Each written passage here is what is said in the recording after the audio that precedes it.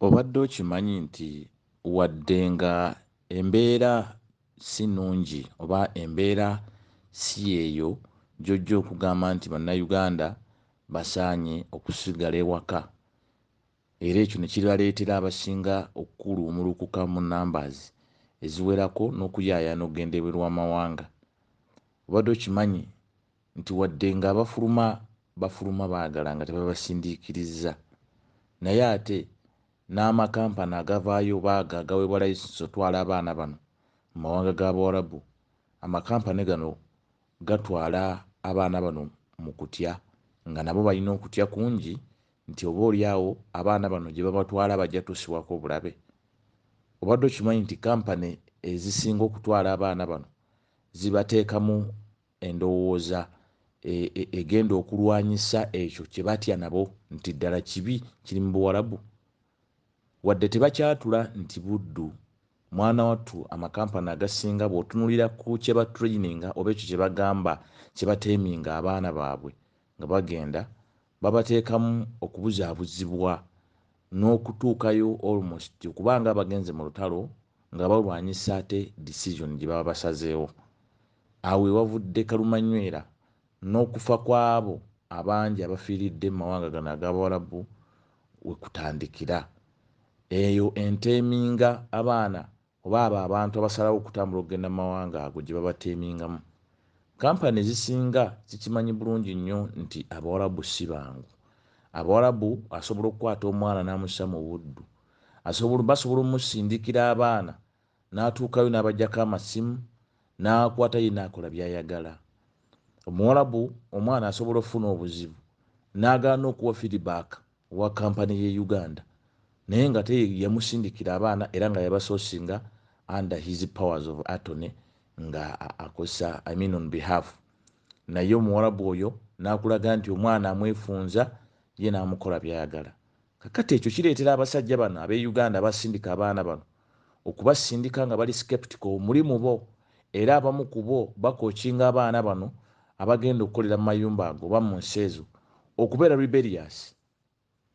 Awe wali kalumanywera babagamba okubeera rebellious ku ebyo Abawarabu oluusi byaba bayisizaamu, nga babateeminga okwogera ebigambo bino wammanga nti Omuwarabu bw'olaba agenda kutulugunya, kuba bano abaana nga bagenda abamu ku bo babuuza, naye watya nga nfunye obuzibu munannyamba? Nti tujja kukuyamba. Munannyamba mutya? Ffe tulinayo eri ofiisi, bw'onooba olaba nga mukama wo takusasula ojja mugamba ntwala ku ofiisi. Bw'onoolaba mukama wo ayagala kulepinga mugambe ntwala ku ofiisi. Bw'olaba mukama wo akumye obujjanjabi mugambe ntwala ku poliisi, ntwala ku ofiisi, mpa tiketi nzire ewaka. Ebintu ebyo abakampani babigamba abaana bano nga choice of reference nti baba bafunye okusomozebwa ku mawanga. But sincerely when you apply common sense into those commands ze bateekamu abaana bano, it is total clash over a decision that was already taken by this very girl or boy. Nti singa omwana already ava e Uganda ng'Omuwarabu oli amusayiningisiza endagaano ya kafaara nti ogenda kukolera nze nkutaddemu ssente. Mu buli ngeri yonna omwana oyo singa atuukayo wakati miguwa egyo egy'obulipo obuliko exit visas ezitasoboka almost, nti ono yamuyingizaayo yamuteekamu ssente kasita amuyingiza n'amwefunza n'okumufulumya asigala ku mmase y'oyo amutaddemu ssente. Nti ebbanga lye bamala nga bali under that, it is very wrong omukozi okuvaayo okuchallenging that status quo ng'ayogera ebigambo ebiri controversial. For instance, nti omukozi bw'alwala ng'ali mu nnyumba y'omusajja oyo Mwarabu, ye gw'agamba nti yamugula obuddu. Omuddu tasobola kusaba bujjanjabi, ani abumuwa? Teri. In other words, bw'agezaako okubusaba ate nga ataddemu embeera eduumira, lowooza ku mansita w'omuddu oyo agenda kumukola ki? Agenda kumukola ki? Awe wali obulabe. eyagula omuddu agenda kwongera omutulugunya ebbanga omuddu lyanamala nga awaganyalidde mu nnyumba ye. Kati ekyo nkimanya abamakampani tebagala kiwulira, naye nga kyekyo kye bakola. Toyinza kugamba gwe baguze buddu ku rebellinga under her master or his master nga gwe solution gy'oyina. Now the problem comes back to you eyasindika omuddu oyo oba omuntu oyo mu mbeera eyo. That's where we come in as Migrant Workers Voice, calling upon you, calling upon the state to come in, because at that level kibeera very difficult. Omuntu oyo gwemaze okuwaayo mu mikono gy'omuntu gwagamba nti amuguze, okubeera nga ate yastatinga conditions ezimujja mu ekyo ate amutulugunya kyamukoze. For instance, toyinza gamba muntu ayagala kurepinga nti ntwala ku poliisi. Can that be possible? Olowooza oba omuwa mmere gwe bagambye interest ye yakutwala ku poliisi, lwaki talekerayo ddala lumu kurepinga? Omuntu akumye emmere akusibidde mu nju okumala wiiki takuwa kyakulya. Ye muntu y'omu gw'olowooza nti agenda kukwatibwa ekisa akutwale gye bagenda omuwaabira nti ntwala ku woofiisi, era ng'ayogera ekyo yo yali mu mbeera ey'obusibe oba obuddu. Kijja kitya okubeera nti boosi wo atuuka okukukuba n'akutulugunya, gwe n'olowooza nti ajja funa appetite ekuzza ewaka nga ggwe bw'okyogera, nga kampani yo bwe yakikugamba nti anti bw'olaba kuba nnyo akutulugunya mugambe mpa tiketi nzire ewaka.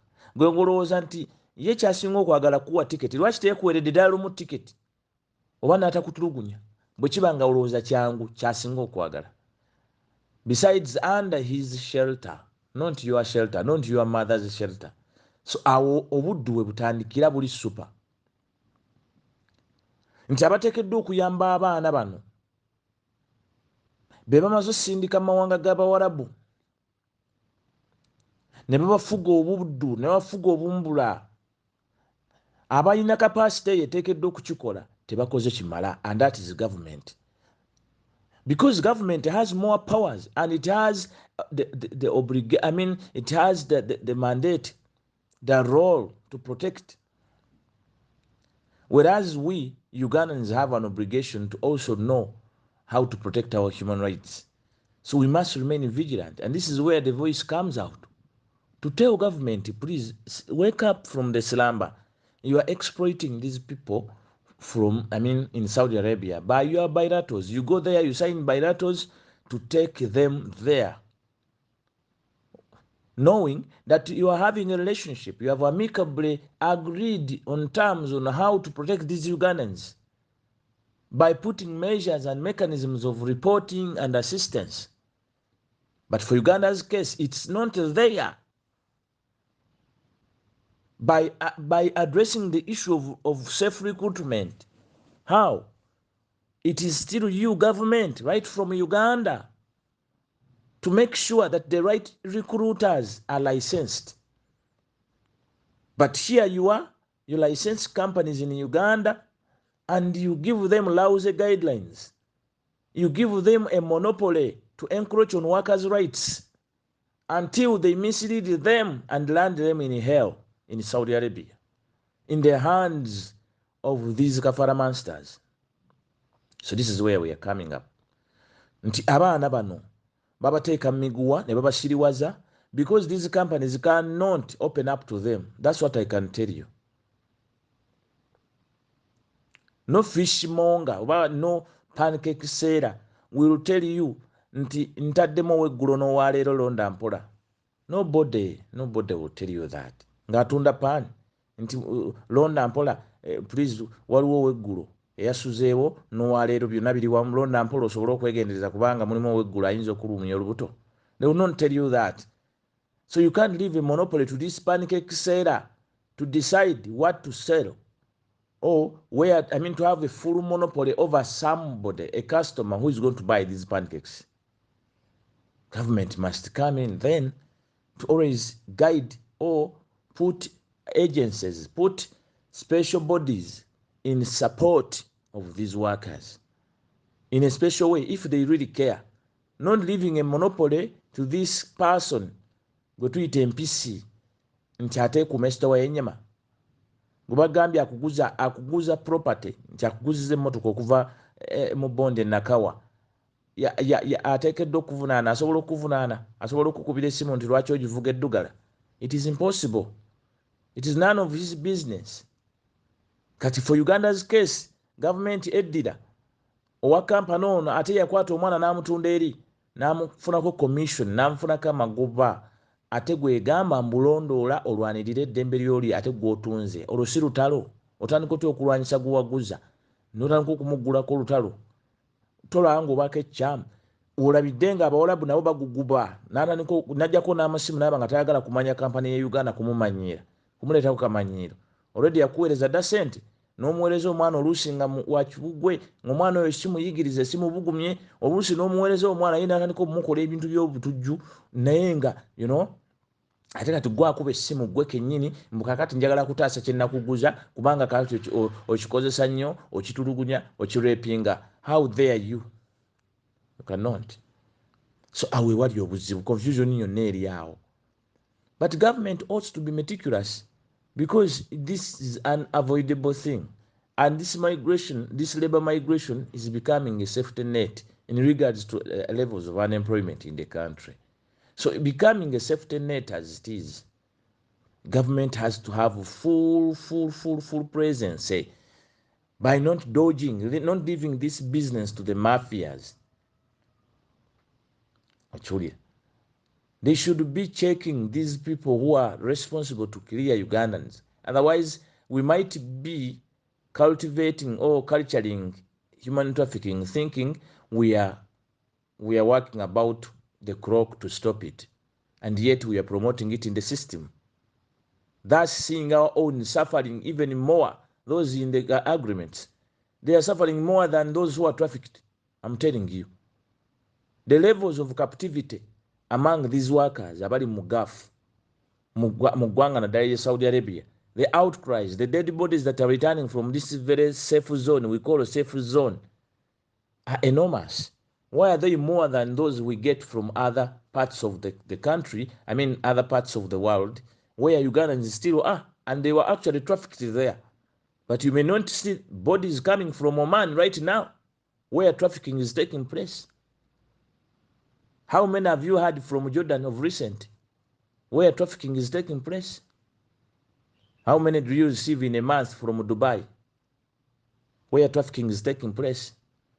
But you go check the airport, and you ask for a list of bodies that are coming from Saudi Arabia, where Uganda has a bilateral.